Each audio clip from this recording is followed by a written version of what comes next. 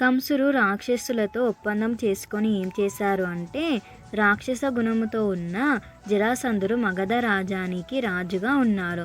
కంసునికి ఉన్న రాజనీతి తెలివితో జరాసంధుడిని రక్షణలో పెట్టుకున్నారు. అప్పుడు కంసుడు అత్యంత శక్తివంతమైన రాజ్యాన్ని ఏర్పాటు చేసుకున్నారు. అంతేకాకుండా కంసుడు మరింత బలవంతుడు కావడానికి భౌమాసురుడు, బాణాసురుడు వంటి ఇతర రాజులతో కూడా సంబంధము పెంచుకున్నారు కంసుడు శ్రీకృష్ణుడు అవతరించబోయే యదువంశీయుల పట్ల ఎంతో ద్వేషభావంతో ఉన్నారు. కురు, పాంచాల, కేకయ్య, శాల్వ, విదర్భ, నిషధ, విదేహ మరియు కోశలాది ఇవన్నీ కూడా యదు భోజందక వంశరాజుల ప్రాంతాలు. కాబట్టి కంసుడు ఈ ప్రాంతాలు ఆక్రమించుకొని వారందరినీ వెళ్ళగొట్టేశారు.